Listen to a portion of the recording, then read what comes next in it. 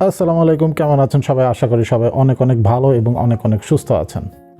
আজকের যেই রেসিপির ছবিটা দেখছেন সেটা দেখে কেউ কল্পনাও আনতে পারবে না যে এই খাবারটা বুঝি কিটো ডায়েটে খাওয়া যায়। আসলেই বন্ধুরা, এই খাবারটা কিন্তু আপনারা খুব সহজেই কিটো ডায়েটে খেতে পারেন। এটা হচ্ছে কিটো ফ্রেন্ডলি চিজ কেক, যেটা খেতে কিন্তু নর্মাল চিজ কেকের মতনই অনেক অনেক সুস্বাদু। এই চিজ খেলে আপনার কিটো ডায়েটের এক্সপিরিয়েন্সই বদলে যাবে এবং আপনি অবাক হয়ে যাবেন যে এত মজার খাবার কিটো ডায়েটে খাওয়া যায়। এটাও কি সম্ভব? আমি এখানে কিটো ফ্রেন্ডলি চকলেট চিজ কেক বানাবো। আপনারা চাইলে চকলেট না দিয়ে নর্মাল চিজ কেকও বানাতে পারেন। আমি শিশির আপনাদের সবাইকে স্বাগত জানাচ্ছি আমার আজকের ভিডিওতে। আমার চ্যানেলটি সাবস্ক্রাইব না করে থাকলে এক্ষুনি সাবস্ক্রাইব করে ফেলুন এবং পাশে থাকা বেল বাটনটিও ক্লিক করে ফেলুন। চলুন শুরু করা যাক।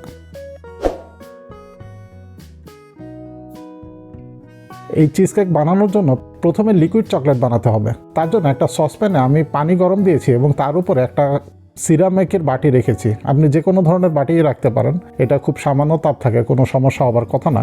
তার মধ্যে 1/4 কাপ পরিমাণ বাটার দিয়ে দিচ্ছি এবং এই বাটারটা কিন্তু গলাতে হবে। আস্তে আস্তে খুব ধীরে ধীরে আপনার পানির তাপে এটা কিন্তু গলে যাবে। এখন আমি এর মধ্যে 3 টেবিল চামচ পরিমাণ কোকো পাউডার দিচ্ছি। এটা কিন্তু আনসুইটেন কোকো পাউডার এবং বাংলাদেশের বাজারে কিন্তু এটা খুব সহজে আপনি পেয়ে যাবেন। এমনকি দেশীয় বেশ কয়েকটা ব্র্যান্ড আছে যারা খুব সামান্য পরিমাণ মিষ্টি দিয়ে কোকো পাউডার বানায়। আপনারা চাইলে সেটাও অল্প পরিমাণে খেতে পারেন, কোনো সমস্যা হবে না। এটা একটানা নাড়তে হবে যাতে কোকো পাউডারের কোনো দানা অবশিষ্ট না থাকে। আপনারা চাইলে পাউডারটা স্ট্রেনার দিয়ে ছেঁকে নিতে পারেন। এইভাবে নাড়তে থাকলে দেখবেন যে একসময় এটা স্মুথ একটা তরল হয়ে যাবে। এখানে আমি সর্বমোট 5 প্যাকেট স্টিভিয়া ব্যবহার করেছি। আমি এই ব্র্যান্ডের স্টিভিয়াটা ব্যবহার করেছি। এটা আপনি আপনাদের জেলা শহরের যে কোনো ভালো একটা মেডিসিনের দোকানে পেয়ে যাবেন। এই ব্র্যান্ডের আমি স্টিভিয়াটা ব্যবহার করেছি এবং সর্বমোট 5 প্যাকেট ব্যবহার করেছি।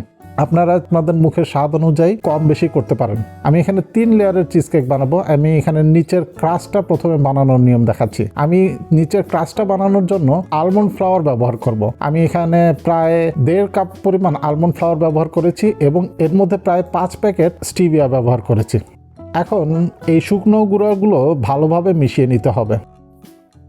এখন এর মধ্যে 2 টেবিল চামচ পরিমাণ মেল্টেড বাটার দিয়ে দিচ্ছি। প্রথমে 1 টেবিল চামচ দিয়ে ভালোভাবে মিশিয়ে নিতে হবে।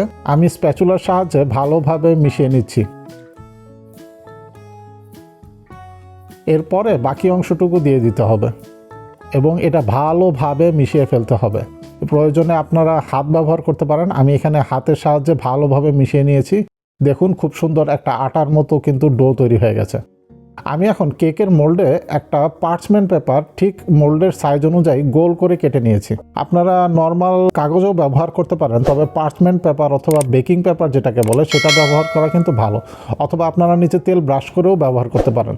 আমি এখানে পার্চমেন্ট পেপারের উপরেও তেল ব্রাশ করে দিচ্ছি। এটা সাবধানতার জন্য। পার্চমেন্ট পেপার সাধারণত লেগে যায় না। এখন এর মধ্যে প্রথম লেয়ারটা বানাচ্ছি। প্রথম লেয়ারটা হবে বাদামের লেয়ার, যেটা কেকটাকে একটু শক্ত করে ধরে রাখতে হেল্প করবে। তাই নিচে সেই বাদামের ময়ানটা সমান করে চারপাশে ছড়িয়ে দিচ্ছি। ঠিক এভাবে আস্তে আস্তে অল্প অল্প করে নিয়ে একদম কোনায় কোনায় গোল করে ঠিক এইভাবে আমি বাদামের একটা লেয়ার তৈরি করে নিয়েছি। এখন এই বাদামের ক্রাস্টটি ওভেনে প্রায় 150 ডিগ্রি সেলসিয়াসে 15 থেকে 20 মিনিট ধরে বেক করতে হবে এবং খেয়াল রাখতে হবে কখন যেন পুড়ে না যায়। এই ফাঁকে আমি চিজের লেয়ারটা প্রস্তুত করে ফেলছি। এখানে আমার ঘরে বানানো প্রায় 1.5 কাপ পরিমাণ ক্রিম চিজ আছে। ক্রিম চিজ বানানোর রেসিপিটা কিন্তু আমার চ্যানেলেই আছে, আপনারা চাইলে দেখতে পারেন। লিঙ্কটা ডেসক্রিপশন বক্সে দেওয়া থাকবে। এখন এই ক্রিম চিজটা খুব ভালো করে বিট করে নিতে হবে। আমি এখানে ইলেকট্রিক বিটার মেশিন ব্যবহার করেছি। আপনারা চাইলে ব্লেন্ডারও ব্যবহার করতে পারেন, সমস্যা হবে না। এখন ঠিক এইভাবে ভালোভাবে বিট করে নিতে হবে এবং বাটির কোনায় কোনায় লেগে থাকাগুলো মাঝখানে এনে খুব ভালোভাবে বিট করে নিতে হবে। এখন এর মধ্যে আমি একটি ডিম এবং 1/2 চা চামচ পরিমাণ ভ্যানিলা এসেন্স দিয়ে দিচ্ছি। এগুলো শুরুতে স্প্যাচুলা দিয়ে ভালোভাবে মিশিয়ে নিচ্ছি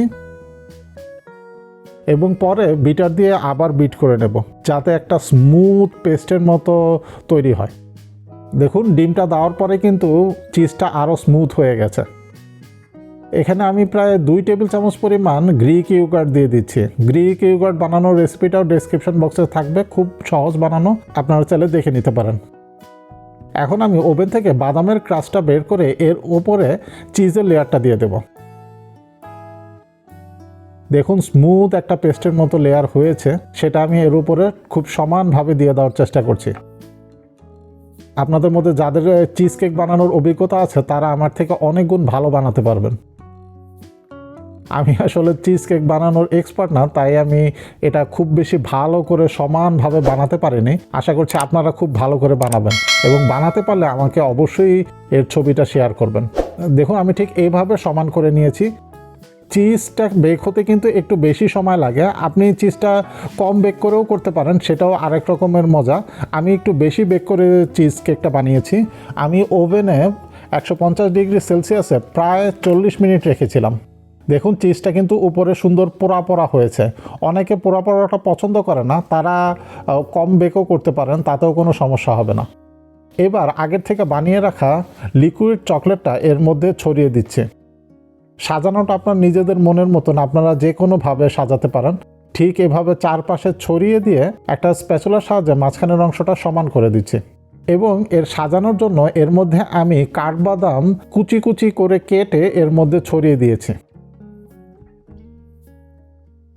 আপনারা চাইলে সাজানোর জন্য যে কোনো ধরনের বেটার অপশন ব্যবহার করতে পারেন।